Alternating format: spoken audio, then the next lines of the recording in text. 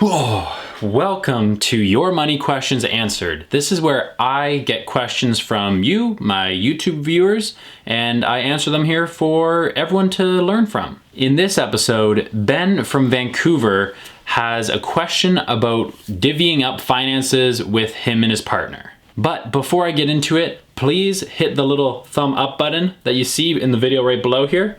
That would really help me out. It helps this video spread to others that also might be able to help use this information. So Ben from Vancouver, he asks, do you think couples should split bills equally? My partner and I make significantly different amounts of money, and it always becomes really awkward when we talk about finances. So I'm just wondering what I should do. Well, Ben, first of all, I love that you're asking this question because finances is one of I think it's actually the leading cause of divorce. And as far as relationships go, it tends to be the most sensitive subject that most people avoid.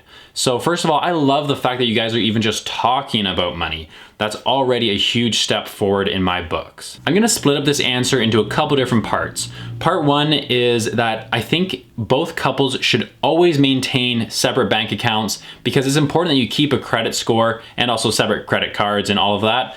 You should keep your finances separate because it is important that each person maintains their own credit score. So unfortunately, relationships break up and even marriages break up. That's just the reality that we have to deal with. So because of that, it's important that each person maintains their own credit score with different accounts. However, if you guys are in a long-term relationship or married perhaps, having one joint bank account is a really, really good thing to do. It makes finances and managing money a lot easier in your relationship. So that's always important to have, is that joint bank account that you guys can both use. Now, as far as splitting bills equally goes, first of all, I'm of the opinion that if you guys are just in, say, a long-term relationship, like just got into it, or maybe you guys just moved in together, then I think you should be splitting bills equally. And now that being said, I mean just your living costs. So things like utilities, Wi-Fi, rent, hot water, and electricity. All of those bills, I think it's appropriate that you guys split them up 50-50 right down the middle. Even if you guys are making significantly different amounts, regardless, moving in together should be split equally because it should be cheaper to live with someone and split bills than if they were to live by themselves, even making more or less money. However, I do feel that the person who is making more money should be spending a little bit more money on the relationship in general. It is important as your relationship continues to evolve that you are continuing to do things together, which sometimes involves spending money. So it doesn't need to be completely you buying everything or the other way around or them buying everything for you. But I think the person who is making more money should be contributing more to doing things in their relationship that help benefit the relationship. So for example, let's say you guys are taking a trip. If you guys take a trip, perhaps you pay for their flight ticket, or whoever's making more, perhaps you pay for all the accommodations or a significant amount of the meals out. And you can split everything else either 50-50, or maybe they'll support and buy a few dinners and pay for a few different things you do on that trip. Now, none of this is going to solve financial problems within a relationship or make it not awkward to talk about unless you do this last part. And the last part is talking to each other about your financial goals, which involves you knowing what your financial goals are, which most of us don't. So it's important for you to outline what your goals are and what your partner's goals are. And so that way you guys can have conversations about it. And maybe your goals are to save really aggressively and the other person's is not. And then depending on your income, you need to have relevant expectations for that.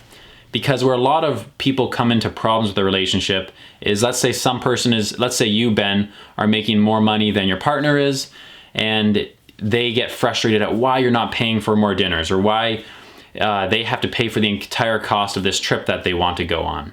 If they don't know why you don't want to spend that money, then it's obviously going to cause problems. But if you guys both know what your financial goals are and you come to talk to each other about it, it's going to be much less awkward for you guys to talk because you know what your financial goals are. You might want to be trying to save $800 a month.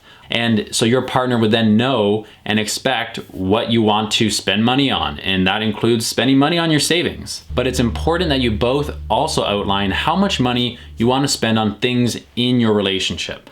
So that includes like going on trips, going out for dinner, whatever the fun activities it is that you do, you guys need to make sure that you both understand approximately how much you want to spend on each of those activities. And the reason of this is just to set a baseline and expectations of what you're spending your money on.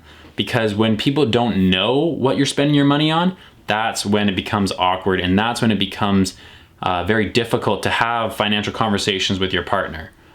But if both parties know what your financial goals are, it's easy to get on the same track and understand why you either don't want to spend money on them for certain things, or why you will spend money and where you will spend money on them in other things. Sometimes it might not be very easy to hear that you want to split this dinner 50-50. But if they know that you're actually paying for all of the hotel accommodations on your trip next month, then that makes that conversation around who's spending what on dinner a lot easier. I wish you luck, Ben. I hope this helps you out, and good luck with everything. If you have a question for me, that's you in the camera, please ask me in the comments down below, and I will be sure to answer it in another video. And to make sure you get that video, hit the subscribe button, which I think is in this corner here, little small guy, or maybe it's up here now. I'm not sure. Peace out, everyone.